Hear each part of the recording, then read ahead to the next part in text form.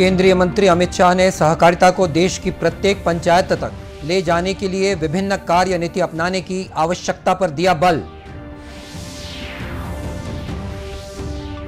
आजादी के अमृत महोत्सव के तहत सीमा सुरक्षा बल ने किया हर घर तिरंगा कार्यक्रम और वॉकेथन का आयोजन।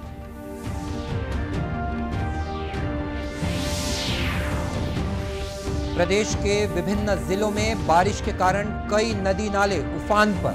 कबीरधाम जिले में सड़क यातायात प्रभावित।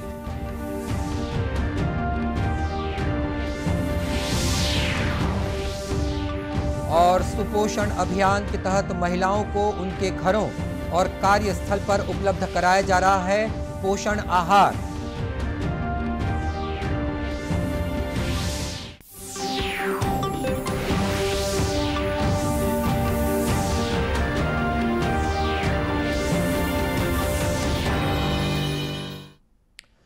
नमस्कार, आप देख रहे हैं दूरदर्शन समाचार। मैं हूं मनीष अहलुवालिया और अब समाचार विस्तार से। केंद्रीय गृह और सहकारिता मंत्री अमित शाह ने सहकारिता को देश की प्रत्येक पंचायत तक ले जाने के लिए विभिन्न कार्य नीति अपनाने की आवश्यकता पर बल दिया है। श्री शाह ने आज नई दिल्ली में ग्रामीण सहकारी बैंकों के एक दिन के राष्ट्रीय सम्मेलन का उद्घाटन किया। उन्होंने कहा कि प्रत्येक पंचायत में प्राथमिक कृषि ऋण सोसाइटी के लिए 5 वर्ष की कार्य नीति बनाने की आवश्यकता है। श्री शाह ने कहा कि केंद्र सरकार ने इन संस्थाओं के कामकाज की दक्षता बढ़ाने, पारदर्शिता और जवाबदेही लाने के लिए PACS के कंप्यूटरीकरण को स्वीकृति दी है। देश की अर्थव्यवस्था के साथ ग्रामीण भारत को जोड़ने में ग्रामीण सहकारी बैंकों ने महत्वपूर्ण भूमिका निभाई है। उन्होंने कहा कि प्रधानमंत्री नरेंद्र मोदी का कार्यकाल सहकारी क्षेत्र के लिए सुनहरा अवसर है और मजबूती प्रदान करने की जरूरत है, इसका हमें एहसास होना चाहिए। मजबूती प्रदान करने के साथ साथ इसमें सुधार की भी जरूरत है, इसका भी हमें एहसास होना चाहिए और इसका व्याप भी बढ़ाना है। हर क्षेत्र के अंदर सहकारिता पहुंचे और सहकारिता के माध्यम से ही कृषि धिराण हो, इसके लिए भी हमने काम करने की जरूरत है। और मैं मानता हूं मोदी जी प्रधानमंत्री है, उससे अच्छा अनुकूल समय सहकारिता आंदोलन को मिलने वाला नहीं, क्योंकि मोदी जी का एक दृष्टिकोण है, विजन है। अगर समाज के अंतिम व्यक्ति तक अर्थतंत्र को पहुंचाना है, हमारे अर्थतंत्र के विकास के साथ साथ उसका भी विकास करना है, तो सहकारिता के अलावे, सहकारिता क्षेत्र के अलावे ये कोई नहीं कर सकता। इस अवसर पर श्री शाह ने चुनिंदा राज्य सहकारी बैंकों, जिला केंद्रीय सहकारी बैंकों PACS को उत्कृष्ट कार्य के लिए पुरस्कृत भी किया। उन्होंने सेवा के 100 वर्ष पूरे करने के लिए कुछ लघु अवधि सहकारी ऋण संस्थानों को भी सम्मानित किया। आजादी के अमृत महोत्सव के तहत आज नवा रायपुर के सेक्टर 30 और 27 में सीमा सुरक्षा बल द्वारा हर घर तिरंगा कार्यक्रम और वॉकेथन का आयोजन किया गया। इस मौके पर सीमा सुरक्षा बल कमांड मुख्यालय के अतिरिक्त महानिदेशक आशीष गुप्ता के निर्देशानुसार महानिरीक्षक B के मेहता ने सुबह इस वॉकेथन को फ्लैग ऑफ किया। कार्यक्रम में सीमा सुरक्षा बल कमांड मुख्यालय के DIG अखिलेश्वर सिंह और धर्मपाल सिंह सहित अन्य अधिकारियों और कर्मचारियों, स्कूली बच्चों और आम नागरिकों ने बढ़ चढ़कर हिस्सा लिया। वॉकेथन की शुरुआत नवा रायपुर के सेक्टर 30 से हुई और इसका समापन सेक्टर 27 के मिनी मार्केट के पास हुआ। इस वॉकेथन के दौरान सीमा सुरक्षा बल के अधिकारियों और कर्मचारियों ने राष्ट्रीय ध्वज के महत्व और ध्वज कोड में भारत सरकार द्वारा किए गए बदलाव के बारे में आम नागरिकों को जानकारी दी, ताकि राष्ट्रीय ध्वज के प्रति जागरूकता और आम लोगों में देशभक्ति और देश सेवा की भावना को बढ़ाया जा सके। सीमा सुरक्षा बल के महानिरीक्षक B के मेहता ने बताया कि सीमा सुरक्षा बल द्वारा आजादी के अमृत महोत्सव कार्यक्रम के अंतर्गत सेक्टर और फ्रंटियर स्तर पर विभिन्न आयोजन किए जा रहे हैं। इसी कड़ी में सीमा सुरक्षा बल द्वारा आज नवा रायपुर में हर घर तिरंगा कार्यक्रम और वॉकेथन का आयोजन किया गया। इसमें शामिल होकर सीमा सुरक्षा बल के जवानों और आम नागरिकों द्वारा देश के प्रति एकता और अखंडता को जाहिर किया गया। पूरे भारतवर्ष में भारत की स्वतंत्रता के 75वां वर्ष मनाया जा रहा है इसी श्रृंखला में आज हर घर तिरंगा के जो कार्यक्रम किया जा रहा है उसमें आज सीमा सुरक्षा बल नया रायपुर में करीब 2.5 किलोमीटर वॉकथन का आयोजन किया गया और इसमें बीएसएफ के अलावा सिविल पॉपुलेशन और दूसरे कार्मिकों ने भी बहुत हिस्सा जोर शोर से लिया और हमें बहुत गर्व है कि हम इसका आयोजन हमने किया और हमें इसमें जो देश की प्रति हमारी जो वफादारी, हमारी जो एकता अखंडता है उसको इसमें काफ़ी हमने जाहिर किया। इसमें इस कार्यक्रम में नवा रायपुर के नागरिकों ने भी भाग लिया और इस कार्यक्रम की प्रशंसा भी उन्होंने की। राष्ट्रव्यापी कोविड टीकाकरण अभियान के अंतर्गत देश में अब तक 207 करोड़ 47 लाख से अधिक कोविड रोधी टीके लगाए जा चुके हैं। वहीं देश में कोविड से स्वस्थ होने की दर 98.53% हो गई है। इधर छत्तीसगढ़ में भी कल 1679 सैंपल्स की जांच में 75 व्यक्तियों में कोरोना संक्रमण की पुष्टि हुई है। वर्तमान में प्रदेश में कोरोना के 2332 सक्रिय मामले हैं। वर्तमान में प्रदेश की पॉजिटिविटी दर 4.47% है। इस बीच प्रदेश में कोरोना से बचाव के लिए टीकाकरण अभियान भी जारी है। प्रदेश में पिछले कुछ दिनों से हो रही बारिश के कारण कई नदी नाले उफान पर हैं। वहीं ग्रामीण और शहरी इलाकों की विभिन्न निचली बस्तियों में पानी भरने के कारण लोगों को परेशानियों का सामना करना पड़ रहा है। कबीरधाम जिले में भी लगातार बारिश से कई नदी नाले खतरे के निशान से ऊपर बह रहे हैं। प्रशासन ने निचली बस्तियों और नदी किनारे के रहवासियों के लिए अलर्ट जारी किया है। जिले में रुक रुक कर हो रही तेज बारिश के कारण गली मोहल्ले सहित विभिन्न मार्ग और खेत खलिहान जलमग्न हो चुके हैं। साथ ही दूरस्थ अंचल के कुछ गांवों का जिला और ब्लॉक मुख्यालयों से सड़क संपर्क कट चुका है। इसके अलावा कवर्धा जबलपुर और बिलासपुर मार्ग पर भी आवागमन अवरुद्ध हो गया है। बारिश को देखते हुए जिला प्रशासन ने नदी किनारे के रहवासियों को अलर्ट रहने की हिदायत दी है। वहीं नदी किनारे एसडीआरएफ की टीम की ड्यूटी भी लगाई गई है। संकरी नदी का जलस्तर भी काफी बढ़ गया है।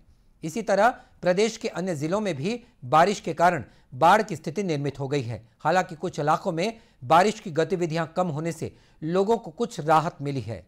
इस बीच मौसम विभाग ने आगामी 24 घंटों के दौरान प्रदेश में अधिकांश स्थानों पर हल्की से मध्यम बारिश होने की संभावना जताई है। सावन पूर्णिमा के अवसर पर रायपुर के बलवीर सिंह जुनेजा इंडोर स्टेडियम में गोंडी धर्म संस्कृति संरक्षण समिति द्वारा राष्ट्रीय भोजली महोत्सव का आयोजन किया गया। इस महोत्सव में राज्यपाल अनुसुईया उइके भी शामिल हुई। कार्यक्रम स्थल पर समिति के सदस्यों ने राज्यपाल को सम्मान स्वरूप छत्तीसगढ़ी आभूषण पहनाए। इस दौरान राज्यपाल ने भोजली माता और बड़ा देव की पूजा अर्चना कर प्रदेश की सुख समृद्धि और खुशहाली की कामना की। इस मौके पर राज्यपाल ने भोजली पर्व और रक्षाबंधन की शुभकामनाएं देते हुए कहा कि आज यहां देश के विभिन्न राज्यों से जनजातीय समाज के लोग भोजली के अवसर पर एकत्रित हुए हैं। इतनी बड़ी संख्या में लोगों का एकजुट होकर त्योहार मनाना दर्शाता है कि जनजातीय समाज में भोजली पर्व का कितना महत्व है। राज्यपाल ने कहा कि लोग भोजली माता से हरियाली और अच्छी फसल की कामना करते हैं। भोजली अनादिकाल से चली आ रही परंपरा और संस्कृति का अभिन्न अंग है। ये मूलतः अन्न माता और प्रकृति की सेवा है। राज्यपाल ने आजादी के अमृत महोत्सव के अंतर्गत आयोजित हर घर तिरंगा अभियान को सफल बनाने के लिए राष्ट्र ध्वज लहराकर राष्ट्र के प्रति सम्मान व्यक्त किया और लोगों से घर घर में राष्ट्रीय ध्वज लगाने का आह्वान भी किया। भोजली महोत्सव में विभिन्न राज्यों से आए जनजातीय समुदाय के युवाओं ने मनमोहक सांस्कृतिक कार्यक्रम भी प्रस्तुत किए।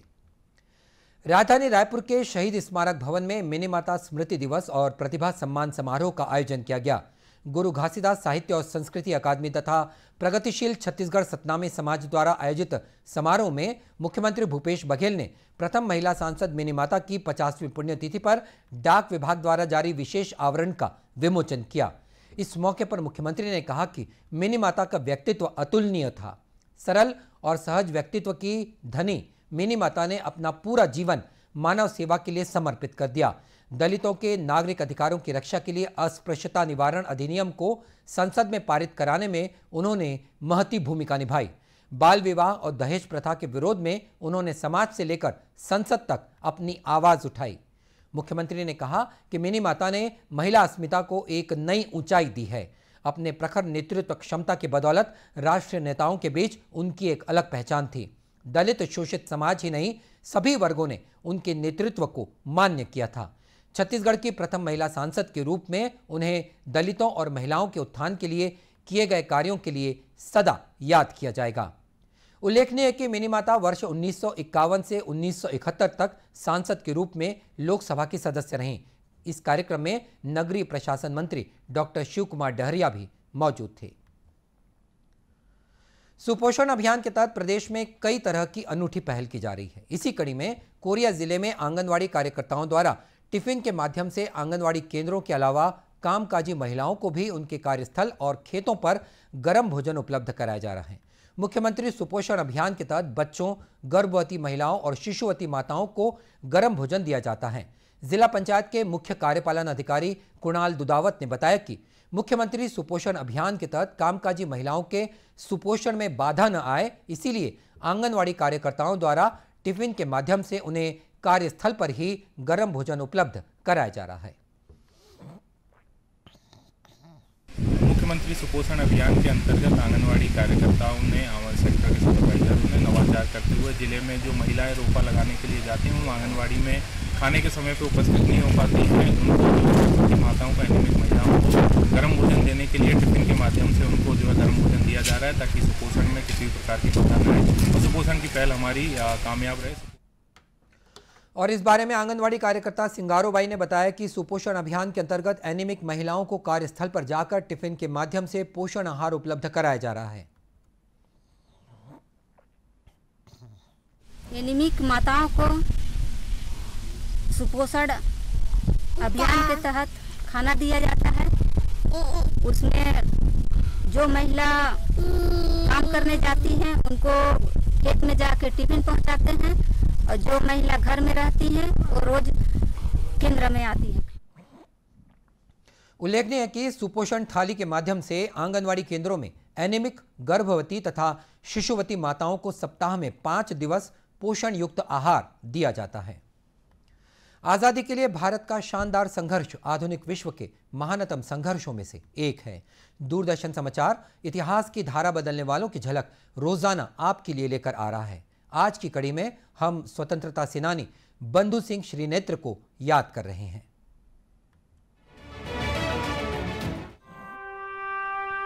आजादी का सफर की आज की कड़ी में हम याद कर रहे हैं महान स्वतंत्रता सेनानी बंधु सिंह श्रीनेत्र को, जो 12 अगस्त 1857 को शहीद हुए थे।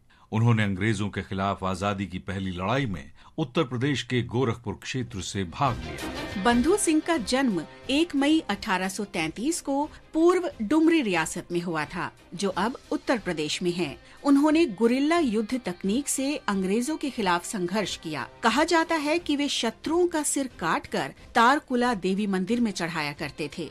ब्रिटिश सरकार ने उन्हें गिरफ्तार कर 12 अगस्त 1857 को गोरखपुर के अलीनगर चौराहे पर सार्वजनिक रूप से फांसी दी थी। बताया जाता है कि फांसी देने वाला जल्लाद उन्हें फांसी देने में 7 बार नाकाम रहा, क्योंकि तारकुला देवी की महिमा से रस्सी बार बार टूट जाती थी। जब बंधु सिंह ने तारकुला देवी से स्वयं प्रार्थना की, तब जाकर 8वीं बार में जल्लाद को सफलता मिली।